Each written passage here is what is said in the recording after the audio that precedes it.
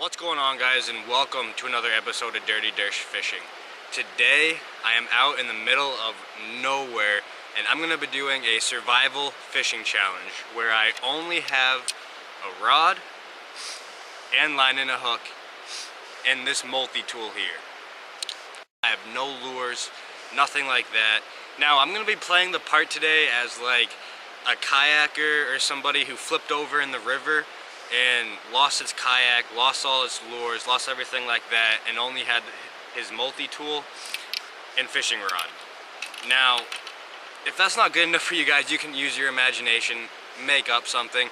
But this is the only two things I have today, and I'm gonna have to try to survive out here today. I do have my backpack with me, but that's really just for like my phone and wallet and stuff. I'm not gonna be using anything that's inside my backpack. And this is the spot where I ended up. I'm lost, I have no idea where I am, I have minimal gear, and I have to try to survive out here for who knows how long. One of the first order of businesses I need to do though is find a shelter. Now as you guys can see over here, it only goes up to like right here, so just in case this river floods, I'm gonna be soaked up there from the river. But if you go to this side, this goes way up there, like all the way up here. So if I make my camp somewhere in the middle here, not too low, where if the water floods, then I'll get flooded, and not too high where it'll be windy and cold, somewhere right in the middle, out of the wind and out of the river, if the river gets flooded. And as you guys can see, all around me is open sky. And that's perfect. If there's like a search party looking for me or something like that, I can light a fire right where I am here and they'll be able to see the smoke perfectly fine. They're able to see me perfectly fine. The trees won't be in the way. But once I figure out my shelter situation, the next step is food. I have water, water's all around me, but I need food to survive. So I have my fishing pole and a small little hook. So what I need to do now is go around the woods and search for worms. I'm also going to be looking for crayfish, but my hook is really too small to use a whole crayfish. So I'm going to have to use like parts of crayfish if I want to use crayfish. And this isn't really a survival situation, so I really don't want to kill crayfish for no reason. So I don't think that I'm going to use crayfish as bait today, but I am going to catch some for you guys just to show you how.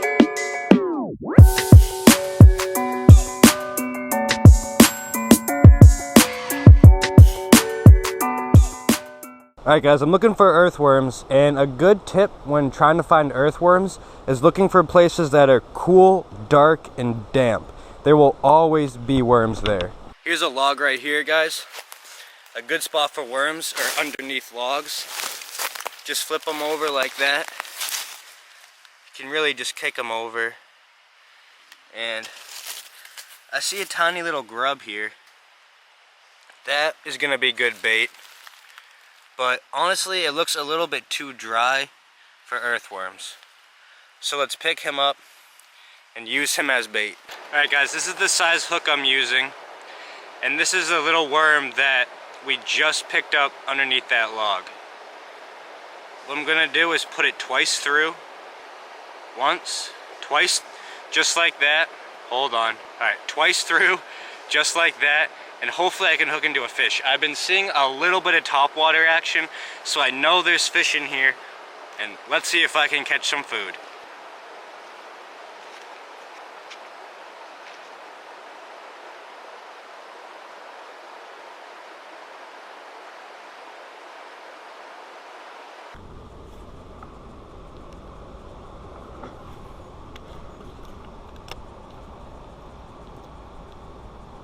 Guys, I got a bite, but it just ripped off half of my little grub here.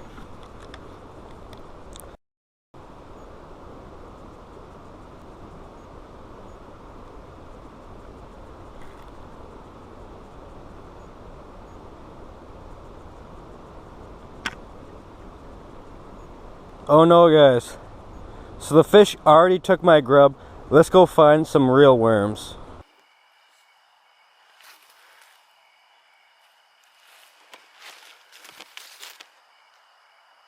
Oh, guys, I found one.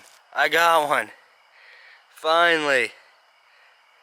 I honestly didn't think it would take that long. Granted, it only took like 5 minutes, but I still didn't think it was gonna take that long. Alright guys, with this multi-tool I brought, I'm gonna be cutting this worm into little pieces to maximize the fish I can catch. If I just threw this whole worm out at one time, I might only catch 1 fish with it.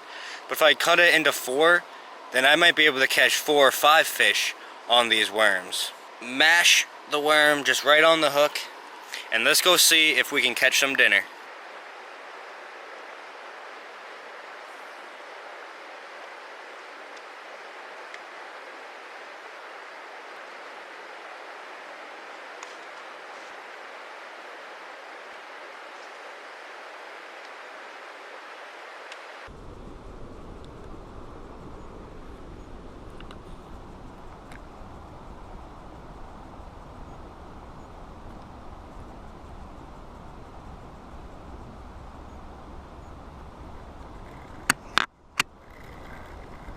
I got one, guys.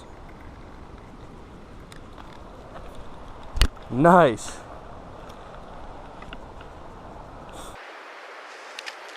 Guys, I got one on the worm that I picked up from underneath that log. Now I believe this is a little baby fall fish. I don't think that it's a little shiner or anything like this. And I am going to show you guys how I would fillet this if I was in a survival situation. I'm not in a survival situation, so I'm actually going to let this guy go. But I'm still going to show you how I would fillet him. With this multi-tool I have here, I flipped open this knife. And do you see right behind, I believe that's called the anal fin, is the fish's butthole. The fish's colon. Let's just say that. What you want to do is stick it in there and go just very gently as you can, up the stomach so you don't puncture any of the guts. You don't want it to puncture the bladder, puncture the stomach, anything like that, because that'll make the meat taste bad. But what you do is just right up the stomach to underneath its head. Right here is the head. Just so right underneath the head, and then just pull out the guts. It's that simple. That's all you need to do before you fillet a small fish like this. The bones aren't gonna do anything. Now, let me put this guy back before I kill him by accident. This is not a survival situation, so I am gonna put him back. Fall fish are pretty sensitive fish, so I probably shouldn't have been handling him like that, but I just was showing you guys what to do in a survival situation. Oh, there he goes. That's all he needed. Alright guys, so I got shelter figured out and I have food figured out.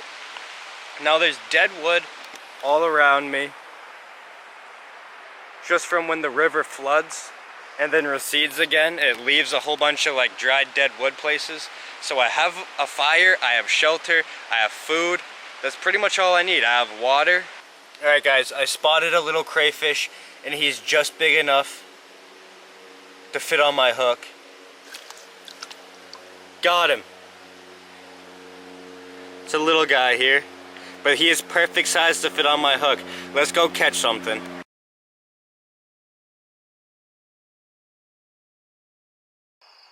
What's up guys, the sun's going down. I only have about an hour left of sunlight. So I'm definitely going to try to make the most of it and catch as much food as I can. Because out here in fall, there's not a lot of edibles to eat. You might be able to find a couple mushrooms to eat. But I haven't even seen any edible mushrooms today. I've seen probably like 3 different kinds and they're all not edible. 2 of them were orange and then one was like this red color. So the colorful mushrooms, you don't want to be eating those ones.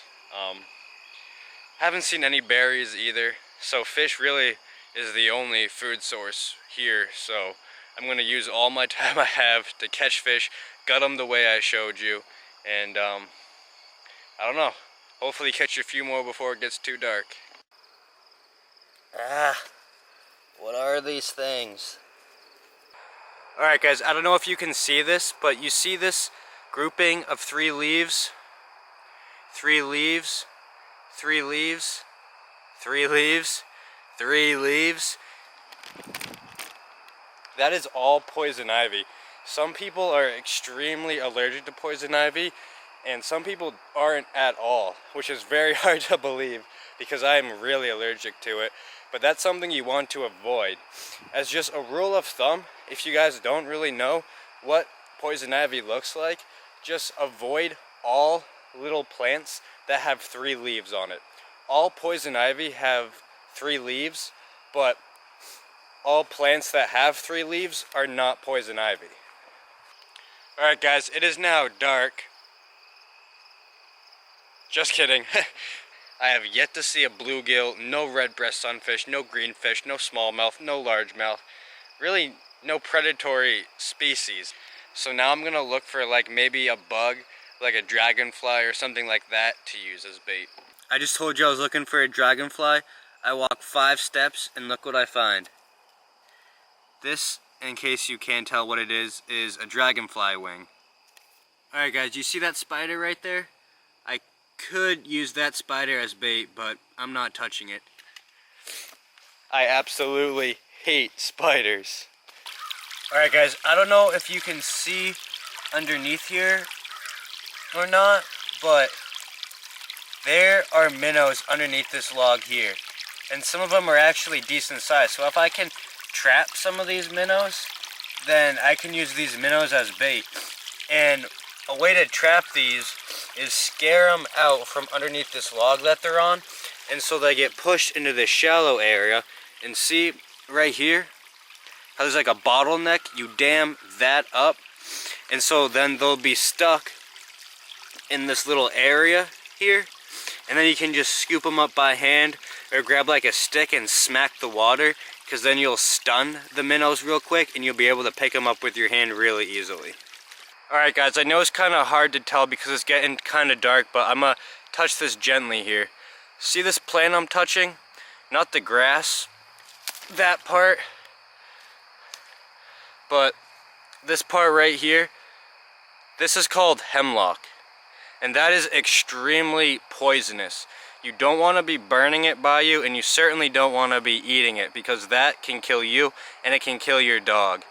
Alright guys, that is it for today's video. Thank you so much for watching. I absolutely loved doing the survival fishing challenge. It was so much fun gathering the worms and crayfish and seeing if I can catch a fish with them. But I showed you guys where to make a shelter. You can make a shelter any way you want to, really. It's not that hard, just stay out of the rain. I showed you guys what baits you can use that are just all around you at all times. And hopefully I gave you guys a little bit more information just in case you guys get stuck out there, then you'll have a little bit more knowledge and know what to do. Alright guys, if you haven't subscribed, please subscribe. In like the past 2 weeks, I've gained like 500, 600 subscribers, which is really awesome. Let's keep it rolling. Peace.